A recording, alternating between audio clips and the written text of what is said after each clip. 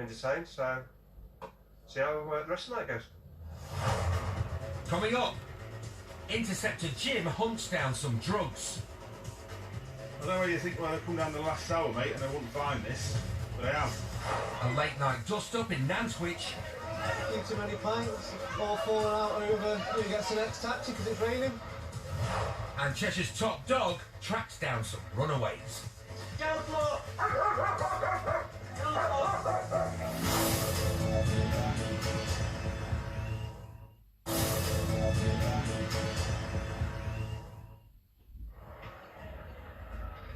On a normal shift, an average interceptor will interact with dozens of members of the public. Respect my mum! And while the vast majority are a pleasure to deal with, there are always a few who seem hell-bent on provoking the boys in blue with their behaviour. I am actually coming out wrong. You're getting cuffed, mate. No, I'm not. Yes, you are. No, what?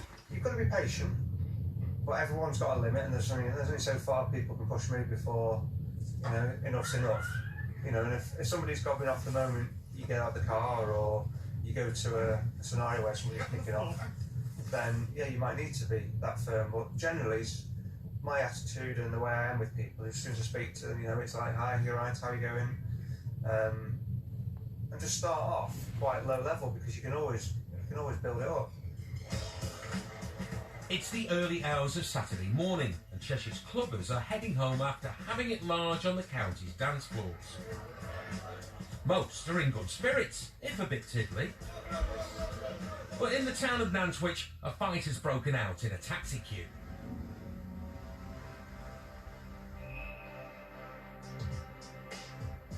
Rich, Pekka Woodward and fellow interceptor Alice Jones are out on patrol nearby, and CCTV operators have alerted them to the possible danger. Over to the SWAT market to show presence for half an hour, so we just got 1 or 2 too many, much to drink. Local authority CCTVs just monitoring the town centre in Nantwich, and there's a few people getting a bit rowdy, pushing and shoving over a taxi queue, jumping by the sound of it. Before joining the police, Pekka used to work in a fast food burger restaurant, so is well used to dealing with late night revellers. In Nantwich, what started as some drunken pushing and shoving has quickly escalated into a full-scale ruck. Pekka and Alice are just minutes away. Generally a bit of noise stops people from fighting. But by the time they get there, the fight has broken up, and they arrive to a typical post-club scene. Looks like a usual Friday night in Nantwich. People being idiots. Another day in paradise. But paradise is soon lost. What more could you want? As things quickly kick off again, two girls have become involved in a heated argument with a group of lads. Just come off the road. Just come off the road, mate. What are you on naughty for? Stop! I'm not being naughty. Pekka and his colleagues try to defuse the situation. Pavement! A few too many pints, a few too many drinks. All falling out over who gets the next taxi because it's raining. But as soon as they turn their backs, one of the girls headbutts one of the lads, caught here on CCTV. Pekka's in quick and grabs the friend of the headbutter, who seems keen to go for another round. Calm down, calm down. The headbutter is quickly nicked and put in the back of the car, before being taken to the local Nick for questioning. Things are getting heated. The lad's had a serious whack, and his mates aren't happy with the cops, one even throwing things at them. The aim now is to calm the situation down and get the lads out of the town centre. They'll only nick them if they push things too far. Finally, they get the message and leave, reluctantly. But just as they think things have calmed down, there's more trouble. A man has taken exception to our cameraman and is expressing his displeasure to Pekka. Hey, why do you reckon? I just asked, why do you reckon you stood here moaning? What do you mean? I'm not moaning, man. You're moaning? What? Stop walking in front of the camera then, and you won't point it at you, will he? Go away, no. Pushing me. You keep moaning about being on camera, then you stand in front of the camera. Yeah, What you doing? Go away then. Don't touch me. Go away then. Sort your mate out and go away. I'm not touching you. If you carry on with your mouth, you're going to get locked up. I'm going to get locked up. For what? For what? Because you can't shut your mouth up. He's getting out of the road. Get out of the road. Please lock me up for Get out of the road. If he carries on swearing and causing trouble, the man's going to be paying a visit to the local Nick. Get out of the road. I want to go home. You need to listen. Don't grab me. You need to listen. Why? Next time, if you start swearing, Why you're he don't going to get arrested.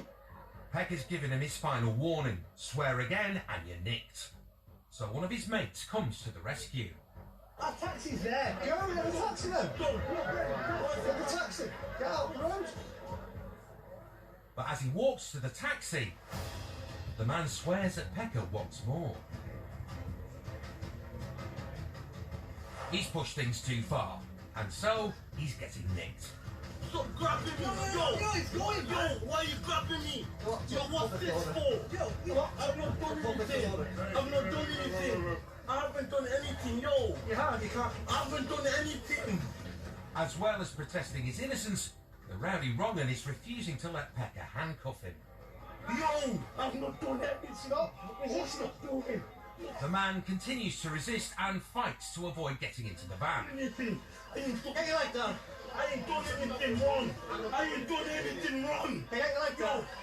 No, I am not getting it. Get off me. Get off me. They No. manage to bundle the man into the cage, but he fights his way back out. Pecker's got no option Get off me. but to take him down. I've not done anything. Man, stop resisting. I have not done anything. Stop resisting. If you don't stop, you're going to get sprayed, aren't you? No, I have not done anything. You have. You got told countless times. No, I haven't. You're under arrest for 75 public order. The situation on the street is hotting up again, until Pecker and his colleagues finally get the man into the back of the van, where he continues to struggle. Listen, no, no, no, no.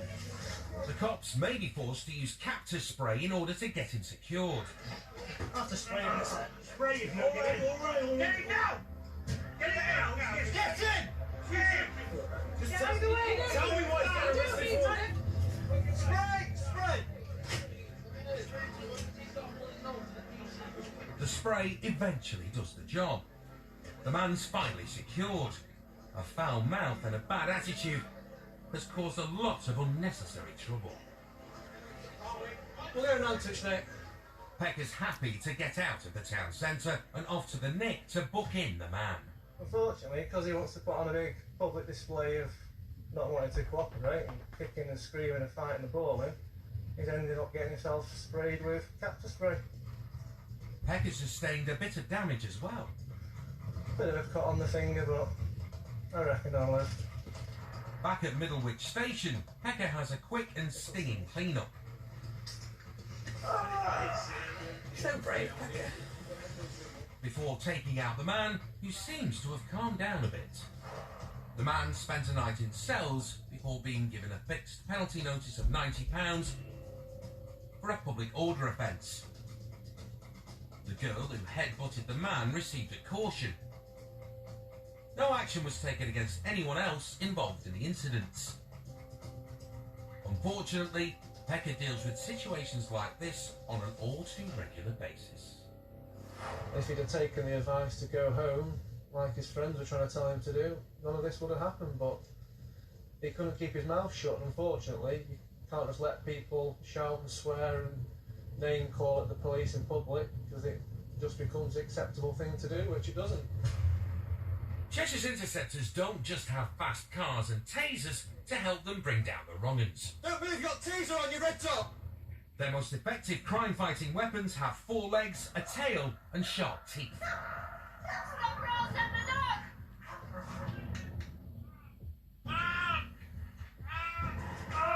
Cheshire's dog unit consists of 28 highly trained police pooches.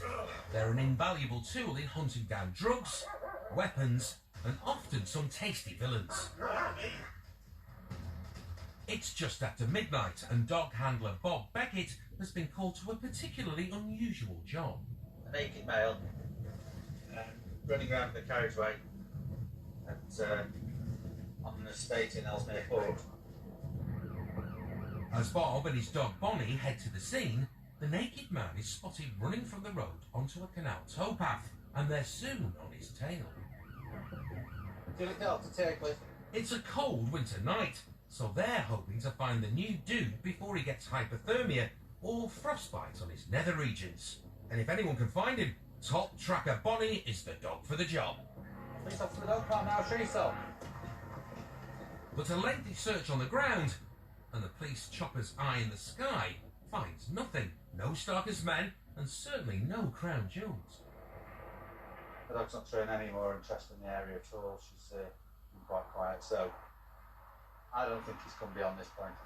But we have to go on what the dog says, and she's telling me there's nothing down here, and also air support from the towpath all the way down to Chester. Bob and Bonnie's trail has gone cold, but 20 miles away in Warrington, Interceptor Andy Nixon has spotted a white van believed to have been involved in a theft. He quickly gets behind the van and, once in place, lights it up. But as soon as the blues go on, the van driver puts pedal to the metal and boots it away from Andy. Bob's one of the closest units and has been called in to assist. He's burning rubber as he races to join Andy. These are Hollywood tires. I don't know why they've got them. Yes, never used to squeal. In Warrington, the white van driver is taking more and more risks in a bid to shake off the pursuing police car. Hammering round corners and speeding through roundabouts, he's coming very close to losing it. Then the van driver tries one trick too many, losing control and crashing hard into a curb before legging it along with the passenger. Bob is moments behind. He arrives on scene to find Andy, who hasn't been able to catch the two runners. Then you forced the decamp, or you crashed it, or No, I stopped it. chose it. They've crashed it. Right. Crashed it. With the cops of the two-legged variety unable to track down the runaways, it's time for their secret weapon to get to work. Bonnie should soon sniff out their sweaty trail. And soon she's four-legging it down the path where Andy last saw the runners. When you get to here, Yeah, I think passenger's gone right, yeah. the driver's gone left. Okay. I've got as far as the end of that, and then so if that coming, I'm not going any further. Okay, no problem. Go and have a look. Bonnie seems to have picked up a scent and leads Bob to a building site where she quickly finds something. Sarge, go into this yard. Footprints here. There's also a veritable treasure trove dumped on some steps. Footprints. With footprints and the contents of a jewellery box, Bonnie is definitely onto something. I'm doing an open search of the area. The dog's shown a lot of interest at the side of this new building area here. We've let her in, and she's come to a pile of discarded jewellery. And now she's straining at the leash to be let through this door. Yeah, Julie dealt it. We think this door's perhaps been insecure. The dog's desperate to get in. Bob's colleague, PC Rob Stopford, soon sorts out the lock, and someone is standing behind the door.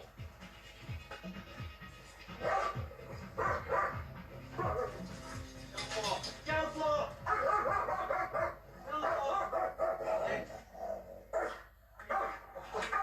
Honey?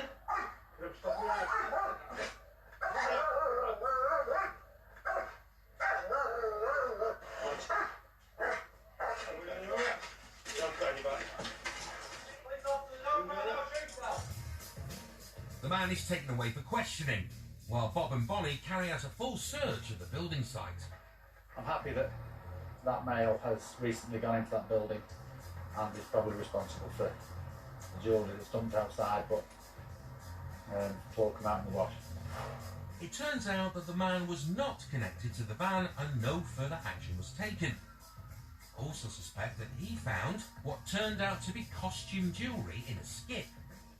The two men from the car were never found. Still to come, a fast car, Oh, that one sticks out like a sore thumb. a dodgy duo, Like the two one is. And an important question. Whose is that then, mate? The weed.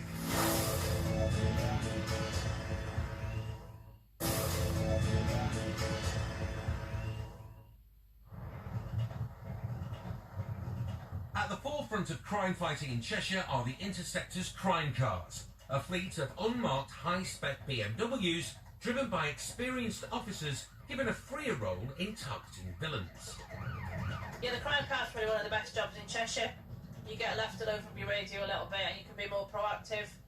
So you can go and look for your drug dealers and your burglars and also your travelling criminals.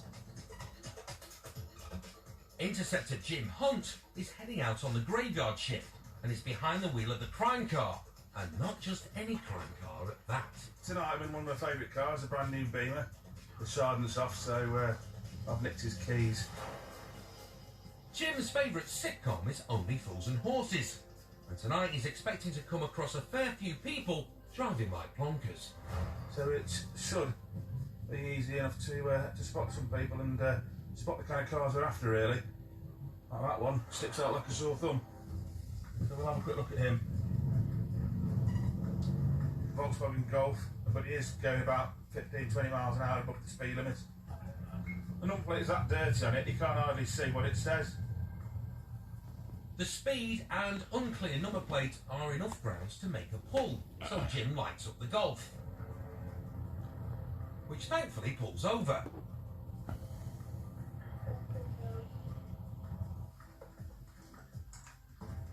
Well, mate, nothing to worry about, fella. You're just going a bit quick down the road, that's all. It's your motor, is it, mate? How long you had it for, mate?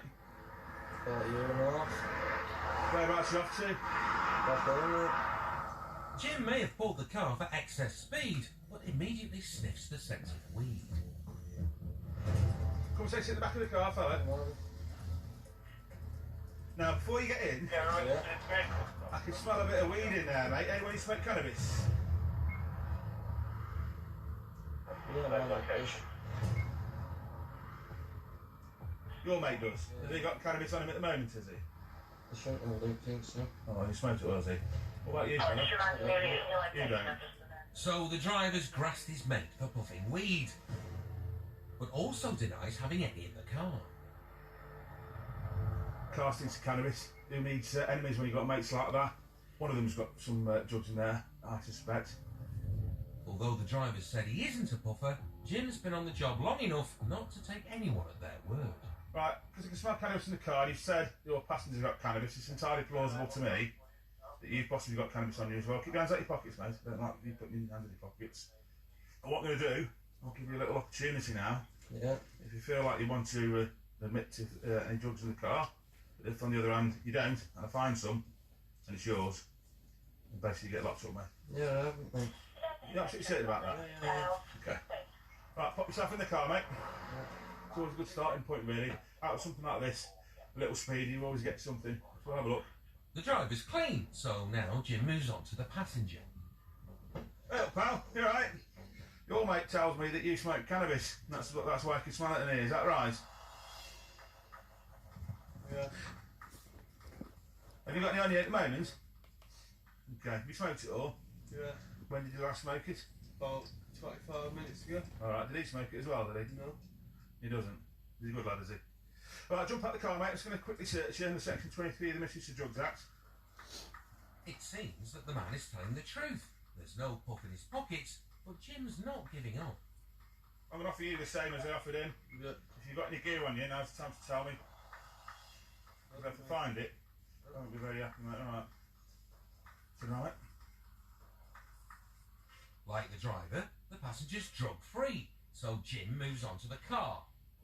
And true to his name, soon hunts down a bag full of puffing paraphernalia. There's a couple of buds, I'd say probably 20-30 quid's worth at the very most. It's like a little dope-bed smoking kit. You've got your rolling tobacco, your Rizzlers, and also the cannabis grinder, all contained in a nice plastic bag. So now he has the drugs. I did tell him to fess up. Jim has to find out who they belong to. Whose is that then, mate? The weed. Little cloth bag in the back of the car. Whose is that? That's not yours then? No. Even though the passengers admitted to smoking weed, he says this isn't his, so it's back to his mate, the driver.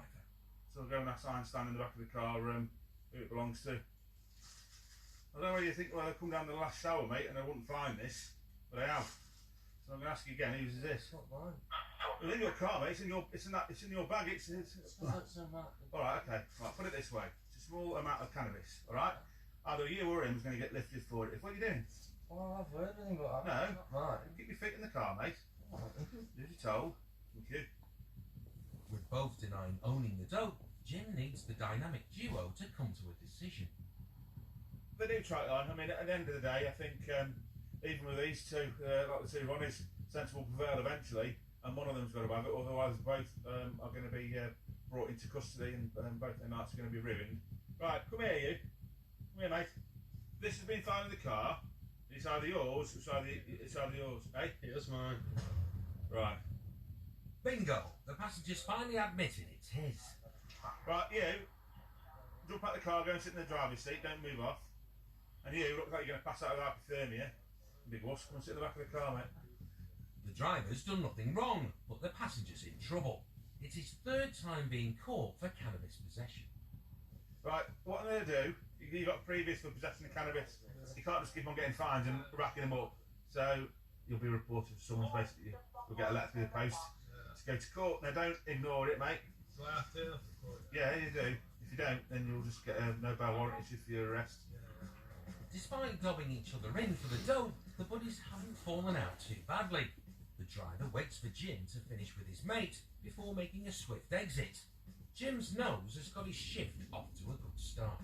With these kind of stops, it can be absolutely anything that you know sets your nose off. In the case of him, he was a little bit heavy on the accelerator. We're in this particular area for a reason. In this case, my nose was correct, and there's something wrong, wasn't there? The passenger was convicted of possession of cannabis and ordered to pay £280 in fines and costs. No further action was taken against the driver. This is obviously not the crime of the century. At this time of the night, I'll take anything really. So let's hopefully onwards and upwards and see if we can get something better.